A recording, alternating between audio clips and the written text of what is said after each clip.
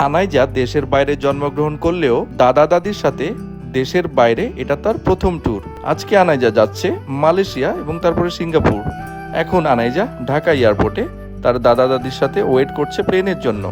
অতঃপর আমরা মালয়েশিয়াতে পৌঁছে গেলাম এবং আগে থেকেই আমাদের একটি অ্যাপার্টমেন্ট বুক করা ছিল মালয়েশিয়াতে, আর আমরা সেখানেই উঠলাম। আপনারা দেখতে পাচ্ছেন মালয়েশিয়াতে কিন্তু খুব কম খরচেই অ্যাপার্টমেন্ট পাওয়া যায়, আপনি দিন হিসাবে থাকতে পারবেন। যেহেতু আমরা 4 জন এবং একজন বেবি মানে আনাইজা, সো টোটাল 2 রুমের একটি বাসা নিলাম। কি সুন্দর বাসা, আপনারা দেখতেই পাচ্ছেন। এই অ্যাপার্টমেন্টটি মালয়েশিয়ার কুয়ালালামপুরের বুকিত বিংতানে অবস্থিত এবং জানলা দিয়ে আপনারা দেখতেই পাচ্ছেন কি সুন্দর ভিউ দেখা যায়। জাপানের সাথে কম্পেয়ার করলে মালয়েশিয়ার এই রেন্টগুলা অনেক অনেক বেশি চিপ, মানে কিছু কিছু ক্ষেত্রে আমি বলবো যে ঢাকার চেয়েও চিপ। যেহেতু আমাদের হাতে সময় খুব কম, তাই আমরা দেরি না করে একটু ফ্রেশ হয়ে বের হয়ে গেলাম বাইরে। আগেই বলে দিচ্ছি, এইখানে কিন্তু বাঙালিরা অনেকেই থাকে এবং বাঙালিদের অনেক খাবারের রেস্টুরেন্ট আছে, প্লাস মালয়েশিয়ার যে বিখ্যাত টুইন টাওয়ার আছে সেটা এখান থেকে খুবই কাছে। সো আমরা এখন ওই দিকেই যাচ্ছি এবং যাবার সময় রাস্তাঘাট উপভোগ করছি। আনাইজাটা ঘুমিয়েই নিল, আফসোস।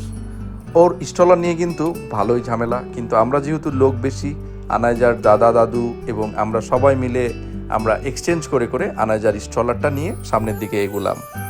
ফাইনালি আমরা টুইন টাওয়ারের সামনে চলে আসলাম। ওই যে দেখা যাচ্ছে মালয়েশিয়ার বিখ্যাত পেট্রোনাস টুইন টাওয়ার্স, এবং এই পার্কটার পিছন দিকে গেলেই কিন্তু আমরা টুইন টাওয়ারের ওইখানে চলে যাব। কিন্তু এই পার্কটা খুবই সুন্দর এবং এখানে বাচ্চাদের খেলার অনেক জায়গা আছে। আনাইজা জেগে থাকলে হয়তো খেলতে পারতো, আফসোস সে ঘুমায় গেছে। কিন্তু আমরা অনেক ছবি টবি তুললাম এবং তারপরে সন্ধ্যা হয়ে গেল এবং আমরা এই টুইন টাওয়ারের সামনে একটি ওয়াটার শো হয় সেটা দেখলাম। তারপরে আমরা দেরি না করে চলে গেলাম টুইন টাওয়ারের ভিতরে একটি শপিং মল আছে। এই শপিং মলে আমরা একটু ঘুরলাম। দেখতেই পাচ্ছেন আনাইজা কিন্তু ঘুম থেকে উঠে গেছে। এখন আনাইজা এইখানে চারদিকে কিন্তু অনেক এক্সাইটেড ঘোরাফেরা করছে। এবং এই মল ঘোরা শেষে আমরা একটু টুইন টাওয়ারের সামনে যেখানে সবাই একটু বসে আড্ডা দেয়, সেখানে আমরা সবাই মিলে বসে একটু আড্ডা দিলাম এবং আমরা অনেক টায়ার্ডও, কিন্তু এইখান থেকে বাসা যেতে খুব বেশি টাইম লাগবে না। সো আমরা আজকে এখানেই শেষ করছি এবং কালকে আমরা মালয়েশিয়ার অন্য অন্য জায়গাগুলো যাব।